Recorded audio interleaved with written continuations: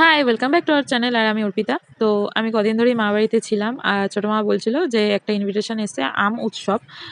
তো সেখানে যাস, আমি যেতে পারবো না, ছোটো মামির সাথে বাবা মাকে নিয়ে যাস।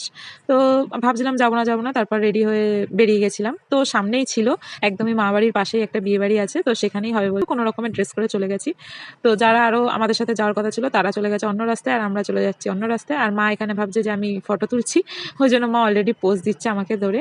তো এখানে আমি, বাবা, মা আর হচ্ছে এই ভাই, মানে ছোট মার ছেলে, আমরা চারজনে চলে যাচ্ছিলাম এই রাস্তা থেকে। ওরা এই রাস্তায় আসছিল না। তো এই যে সামনের বিয়ে বাড়িটা দেখছো, এখানেই অনুষ্ঠানটা হচ্ছিল।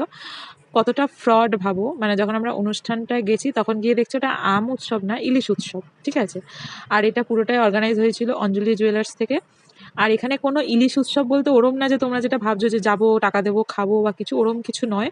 এখানে হচ্ছিল একটা স্কিম, সেটা হচ্ছে ওই যে মাসে যে বই হয় সেইগুলো করাচ্ছিল, আর খেলার ছিল, আর খেলার থিম ছিল হচ্ছে মাছ। ব্যাস এইটুখানি। দেখো, আমি এটাকে স্ক্যাম এই জন্যই বলছি যে যেটা করবে সেটা আমাদের বলে ডাকুক না। তো এরম করে সবাইকে ডেকে জোর করে বই করানোটা কেমন ব্যাপার। যাই হোক, ভিডিওটা ভালো লাগলে অবশ্যই লাইক করো। বাই।